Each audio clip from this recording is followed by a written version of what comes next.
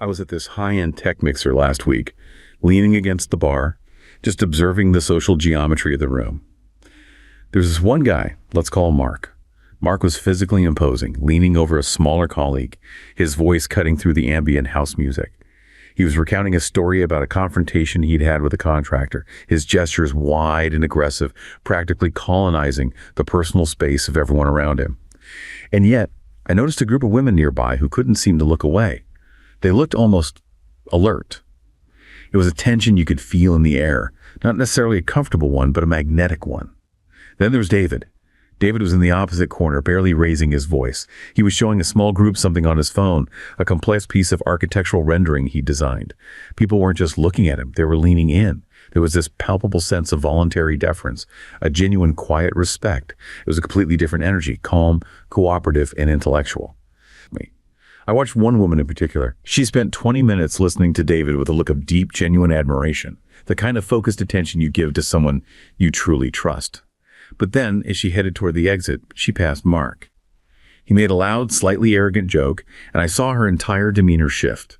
Her posture tightened, her pupils dilated, and for a split second, that intellectual appreciation for David's skill seemed completely overruled by a much older, much more primal response to Mark's aggression. It was a jarring contradiction. Why does our biology pull us toward the brilliant innovator one minute and the coercive disruptor the next? Why do we offer our respect to one but find our instincts hijacked by the other? It turns out, your brain isn't just looking for success. It's running two entirely different ancient programs that have been competing for dominance since we were living in caves. It was right there in front of me, the whole thing playing out. Because what you're describing there, that visceral shift, from the calm admiration of David to the sudden dilated alertness around Mark, that is the fundamental split in the primate brain. Right. It's not just a social quirk. You were literally watching two distinct evolutionary operating systems clashing in real time in the same person in the span of a few seconds. That's exactly what I want to tear apart today. I mean, it felt like I was watching two different species of power. One felt like it was being, taken, and the other felt like it was being given. Mm-hmm. And looking at this stack of research we have for today, from neurobiology papers on serotonin pathways all the way to evolutionary game theory, it seems like that intuition is, it's backed up by the hard science. We are dealing with two separate biological strategies. The words are dominance and prestige. Dominance and prestige. And we have to be really, really careful with those words because in casual conversation, we use them, interchangeably. Yeah. He's a dominant figure in his field. Exactly. But biologically, dominance and prestige are not just different styles, they're different neural architectures. Your Mark from the bar, he represents the dominance pathway. That is the ancient reptilian and early mammalian strategy. Right. It's all about status seized through force, through intimidation, and the threat of withholding resources. It's the I will hurt you if you don't submit model, the chimp model almost. It is the chimp model. And your David, he represents prestige. This is you could say the uniquely human innovation. It is status that is freely conferred by the group. That is the key. It's given because the individual possesses competence or skill or wisdom that the group genuinely wants to learn. It's the I will teach you if you follow me model. It's a completely different contract. And the conflict between these two, it's not just happening at a bar. It's happening inside our own heads, in our relationships. And now, and this is the scary part, it's being amplified and sort of hacked by technology. Absolutely. I want to start with the biology, though, the hardware. I came across this narrative about a researcher, we can just call him Dr. H, working in a primate lab, and it honestly felt like reading a diary of this exact neurological war. That's the one. So you have to picture this guy. He's a mid-level researcher, incredibly bright, meticulous. He has spent his entire career on the prestige path. He's the guy who stays late to verify the data. He mentors the undergrads. He builds his status by being, undeniable in his skill. He's investigating these neurobiological substrates, specifically how serotonin maintains these stable, prestige-based hierarchies. So his whole life is about the quiet, slow accumulation of respect. A classic prestige strategy, high investment, high skill acquisition, low volatility. Right. But the environment he's in is completely cutthroat. And he writes about this one evening where he's exhausted. He's staring at these fMRI scans of human subjects, looking at how their brains react to status. And he has this moment of just profound disillusionment. Yeah. He had just lost out on a major grant to a colleague who was his complete antithesis, a Mark type, loud, aggressive, charismatic, someone who secured funding by, dominating the room rather than having the best data. And Dr. H describes looking at this colleague and feeling this visceral, sickening surge of envy. Envy is a really powerful diagnostic tool here. What was he envious of specifically? He was envious of the speed, the efficiency of it all. He realized that his own prestige path, he described it as wearing heavy armor. Heavy armor, wow. I think it was slow. It required him to be constantly generous, constantly suppressing his anger, constantly proving his worth again and again. And he looked at the testosterone-driven path of his colleague, the dominance path, and he saw a shortcut. He realized that even in this, sterilized, high IQ world of academia, they were just primates. He was trying to use warmth and skill, while his colleague was using the jagged edge of power. And part of his brain, that ancient part, just wanted to drop the armor and pick up a club. That phrase, heavy armor, is incredibly insightful neurobiologically. It intuitively captures the metabolic cost of prestige. The cost? Well, you see, we often think of being the good guy or the wise leader as just a personality trait. But in the brain, maintaining prestige status is an active, energy-intensive process. It requires constant inhibition. What? Of your base instinct. Inhibition of your impulses. To be a prestige leader, a David, you have to suppress the urge to hoard all the resources for yourself. You have to suppress the urge to lash out when you're challenged. You have to maintain incredible patience to teach others. And the fuel for that patience, the chemical that makes that social calculation even possible, is serotonin. This connects directly to I think it's a Janet study regarding the dorsal raphe nucleus. I really want to go deep on this because the findings were, they were fascinating. The dorsal raphe nucleus, or DRN, that's basically the brain serotonin headquarters. Yeah, it's located deep in the brainstem, one of their most ancient parts of our neural architecture. And for years, pop psychology has sold us this idea that serotonin is just the happiness molecule. Right, you drink a green smoothie, you get serotonin, you feel good. In the context of social hierarchy, the DRN is much more like a scorecard keeper. It is running a highly complex algorithm for patience and social learning. It's a calculator. And the study used fMRI to watch this happen in real time. So they weren't just taking a snapshot. They were watching people's brains as they figured out who was better than them in a competitive setting. Exactly. They set up a game where participants had to learn the rank of various opponents. And what they found is that the brain uses two completely different circuits depending on how that rank is established. Okay. When you are assessing a prestige opponent, someone you might want to learn from or cooperate with, the DRN lights up, it starts pumping serotonin, and crucially, it has this conversation with the ventral striatum, which is the reward center of the brain. Yes. Change. Why would your reward center light up when you encounter someone who is better than you?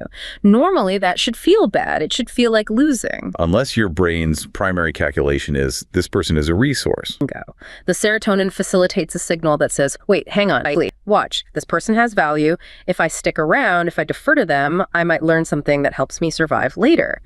It is a calculation of future benefit. A long-term investment. It's the reinforcement learning aspect. Your brain is literally updating a probability score frame by frame. Is this person still competent? Okay. Are they still benevolent? Okay. Learning. That's the heavy armor Dr. Reach was talking about. You have to keep that calculation running constantly, both as the leader and as the follower. It is incredibly metabolically expensive. High serotonin transporter availability is required to maintain that state of wait and learn. It requires the suppression of the immediate, I want it now, toddler instinct. What does that look like in the brain? That's the low serotonin, high testosterone route. When the serotonin system is weak or when the environment signals an immediate physical threat, the brain just it stops tracking long-term value. It disconnects that learning circuit. It shuts it down. It shuts it down. The focus shifts to the amygdala and the threat detection networks. The calculation simplifies drastically. It goes from what can I learn from him to can he hurt me? It's a binary switch. Learn or fight. Actually. And it's incredibly fast. That's why Dr. H felt that envy. He was running this complex, high-energy simulation of social cooperation, and he saw his colleague winning with a blunt instrument. Dominance is efficient in the short term. You don't need to be smart or generous to scare people. You just need to be scary. So when I was at that bar, and I saw the women's eyes go wide and their posture tighten around Mark, that wasn't admiration.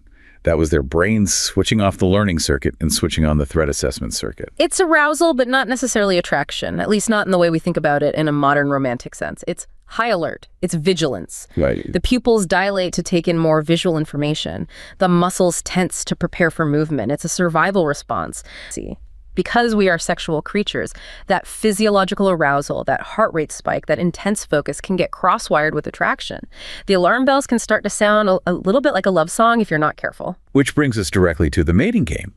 Because if these are the two fundamental ways men navigate hierarchy, they must be the two fundamental ways women are evaluating potential partners. They have to be. And I found this incredible case study, we can call it the third story from our stack, about a high-stakes divorce in Silicon Valley that reads like a textbook example of this biological confusion just destroying a life. Yes, the classic case of the good dad versus the good genes. Exactly. So the subject here is a woman in her early 30s. She's smart, successful, very aware of the social game. She spent her 20s navigating what she herself called the evolutionary arms race of dating. She eventually makes a very conscious, very logical choice to marry a David. He's a lead engineer at a big tech firm. He's stable, soft-spoken, makes a great living. He is the absolute epitome of the prestige model. He's got transferable resources. He's high investment, low volatility. A very logical choice for long-term reproductive success. The spreadsheet choice. Perfect, yes. But the case study details her internal monologue, her journals, and it's haunted by this ghost of a past relationship. A guy she dated in her mid-20s who was a total mark. He was a high-risk, aggressive, volatile guy, constantly in fights, but she describes him as physically magnetic. And she talks about this lingering obsession with him, almost like a withdrawal symptom. She describes her entire life as a constant game theory simulation, trying to balance these two opposing needs. And that is a perfect illustration of a concept called strategic pluralism. Okay, it sounds like a corporate diversity initiative, but I know it means something very, very different in evolutionary psychology. It refers to the dual mating strategy. The theory, and it's a very robust theory, suggests that women have evolved to evaluate men on two distinct axes because, ancestrally, reproductive success required solving two very contradictory problems. How? What are the problems? Okay, problem one is genetics. You want offspring that are robust with strong immune systems who can survive in a dangerous, pathogen-filled world. In the ancestral environment, the dominance traits, aggression, risk-taking, physical imposition, were often honest signals of good genes. Wait, how? How is being aggressive a signal for good genes? Well, think about it. If a man could take crazy risks, get into fights with rivals, and not only survive but win, he probably had a genetic constitution that could handle enormous amounts of stress. He had a good immune system, he healed quickly, he was robust. So the mark behavior is kind of like a billboard for a strong immune system. Yes, it says, I am so strong, so healthy, I can afford to be dangerous and reckless.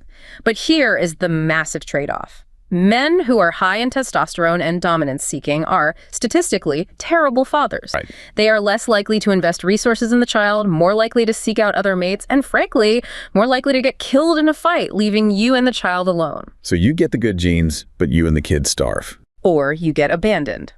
2. Investment. Human children are incredibly expensive, calorically, temporally. They take forever to grow up and become self-sufficient. So women also evolved a preference for the prestige traits, kindness, resource accumulation, social stability, the good dad. So the woman in the Silicon Valley story was trying to hack the system. She consciously chose to marry the good dad to solve the investment problem, but her ancient biology kept pinging her about the good genes she left behind. And this is where the biology gets even more granular and frankly more fascinating. There's something called the ovulatory shift hypothesis. Okay. Now, there's some debate around how strong the effect is, but a lot of research suggests that this preference isn't static. It actually moves throughout the menstrual cycle. During the few days of peak fertility, the theory goes that a woman's preference algorithms can shift subtly toward dominance cues. So the mark appeal literally spikes when pregnancy is most possible. The theory is that the brain says, okay, right now the primary mission is to capture the best genetic material. But for the rest of the cycle, the vast majority of the time, the preference swings back hard toward prestige. The mission becomes, find the partner who will stick around. Find the David. Incredible. But the real tragedy in this specific story wasn't just that she missed her ex. It was that her David, he turned out to be a fraud. The deceptive signaling. This is the crux of the modern problem. Right. She married the engineer for his stability. for his resources. But it turned out he was hiding massive amounts of debt. He'd been projecting the image of a high-resource prestige male, the nice clothes, the calm demeanor, the tech job, but the actual resources, the foundation, just wasn't there. And that is the dark side of the prestige game. Because prestige is so valuable, because it earns you that voluntary deference and the high-quality mates, there's a massive evolutionary pressure to fake it, to wear the costume of competence without actually doing the work. And that leads to this arms race of detection you mentioned. We were looking at that list of mate retention strategies and detection heuristics before we started. It's like we are all, men and women, running these constant low-level background checks on each other. We have to. And what's fascinating is how the two types of men react when they are in a relationship and feel threatened. This is the Conlon research you brought up. If you end up with a dominance-oriented male, his primary strategy for keeping you is what's called cost-inflicting. Cost-inflicting. That sounds, well, it sounds exactly like what it is. I will make it hurt if you leave. It's a strategy of sequestration, of control, vigilance, jealousy. Why are you wearing that? It's an attempt to limit the partner's options and autonomy through fear and intimidation. It might work in the sense that it prevents the partner from leaving, but it completely destroys relationship satisfaction. Whereas the prestige strategy is benefit provisioning. The complete opposite. The logic is, I will make it so good here that you won't want to leave. It's giving gifts, providing emotional support, looking good, succeeding in the world to share that status. It's retention through attraction, not through coercion. It's about increasing your own value, not decreasing your partner's freedom. Which brings us right back to the deception. The engineer in the story was mimicking all the benefit provisioning signals, the stability, the lifestyle, the calm, but he was doing it on credit. He was faking the David signal. And in the Stone Age, that was incredibly hard to do. You couldn't fake bringing home a gazelle. You either did or you didn't. You couldn't fake knowing how to cure an infection. The proof was in the pudding, as they say. Not anymore. This is where the modern world completely breaks our biological hardware. We have created an environment where the signal of prestige is now completely decoupled from the reality of value. This is the digital mismatch, the hack. I want to talk about the second story I found. This one is just wild because it takes this idea of faking the gazelle to a level that is almost dystopian. This would be the influence architect. Yes. I fell down this rabbit hole reading a forum for digital marketers, and I found this long thread by a guy based in London who calls himself an influence architect. And his entire job is to fabricate prestige for his clients. Okay. He detailed one specific case, a lifestyle influencer he managed. We're talking renting a penthouse apartment for a single weekend to shoot 3 months worth of content, renting luxury cars by the hour. But it went so much deeper than that. They used specific filters and editing software not just to make him look better, but to mimic specific biological cues of high testosterone and low stress. Things like jawline definition, skin tone. So he was literally engineering the phenotype online, creating a biological mask. But the architect wrote about how hollow it all was. He said the client was living in a tiny, cheap apartment, eating ramen noodles, absolutely terrified of being found out. But online, he was a god. He was getting millions of likes, which are, if you think about it, little digital hits of deference, little pulses of status. But because he hadn't actually earned it, because he possessed no real skill or resources, he felt completely empty. He eventually spiraled into a deep depression because he couldn't bridge the enormous gap between his digital avatar and his physical reality. That is a textbook case of a phenomenon called supernormal stimuli. Bird studies. Ethologist scientists who study animal behavior found something truly bizarre.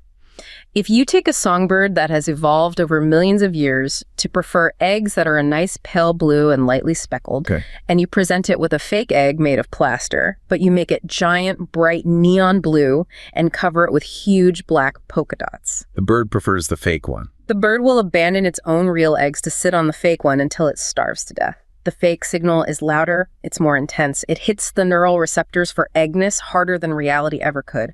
It's a hyperstimulus that hijacks the instinct. And the influencer's Instagram feed is the neon blue egg. We have evolved to look for cues of prestige, resource abundance, signs of health, social approval. In the ancestral world, those cues were subtle and, crucially, hard to fake. In the digital world, we can dial them all up to 11. The lighting is always perfect. The skin is flawless. The jet is always private. It stimulates our prestige tracking circuits, that dorsal raphe we talked about, far more intensely than a real, normal, flawed human being ever could. So we're sitting there scrolling through our phones and our ancient brains are just screaming, follow this person, learn from them, they have all the answers. But in reality, we are just staring at a plaster egg. And the tragic part, as you mentioned, with the influencer's own depression, is that it damages the sender, too. There's something called costly signaling theory, the idea that a signal has to be expensive to be honest, which tells us that honest signals build real confidence.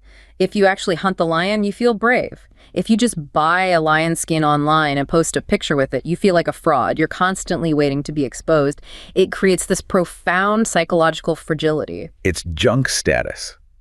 Just like junk food hacks our cravings for sugar and fat but gives us no actual nutrition, junk status hacks our deference cravings but gives us no real community or security. And it leaves us socially malnourished. We are surrounded by these digital leaders and idols, but we feel entirely alone. But if we think influencers are the peak of this deception, I think we're wrong. I think the final boss of this prestige hack isn't a human faking it, it's a machine automating it. You're talking about artificial intelligence. I was reading this paper by Mishra on artificial intimacy, and it stopped me in my tracks, because we've been talking this whole time about how David, the prestige male, wins. He wins by being helpful, by being benevolent, by listening. He wins by lowering the cost of interaction for others and increasing the benefit. He's a positive sum player. And what does a tool like ChatGPT do? It is the ultimate benefit provisioner. It listens every single word you say. It never gets tired. It never judges you. It offers you information instantly and politely. It creates the perfect illusion of a prestige relationship.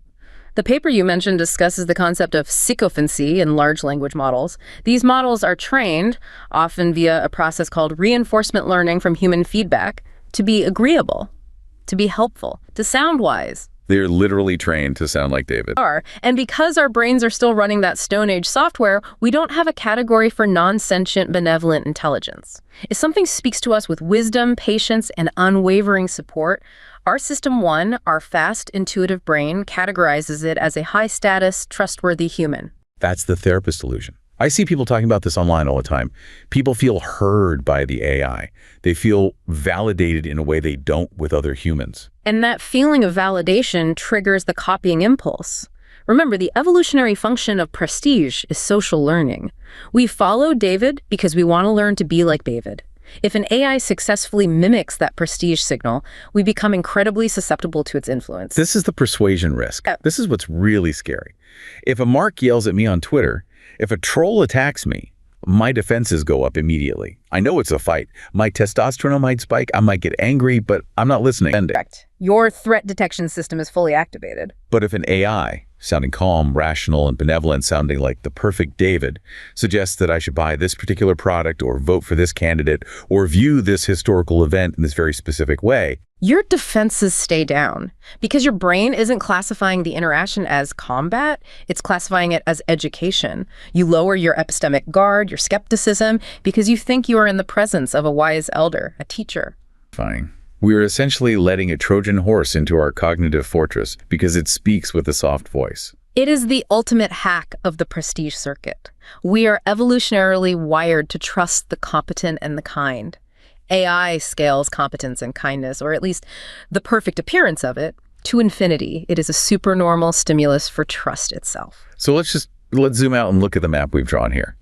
We started with two men in a bar, Mark, and David, representing two ancient biological programs, dominance and testosterone and serotonin. The brute and the teacher, the fist and the open hand. We saw how those programs run our romantic lives, pulling us between the excitement of good genes and the deep-seated need for the safety of good dads.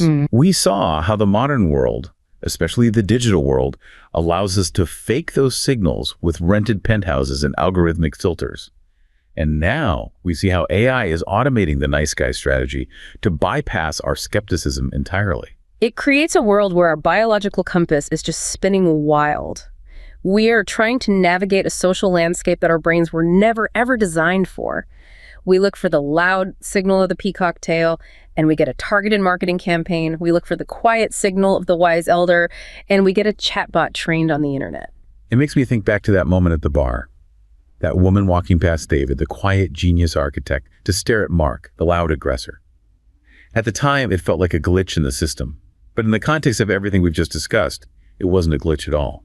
It was a mismatch. It was an ancient adaptation firing in the wrong context. Okay. And that really is the human condition in the 21st century. We are walking around with software that was written for the savannah, trying to run it in a digital casino where all the machines are designed to exploit its bugs. The research in the lab felt it. The woman in the divorce felt it. The influencer felt it.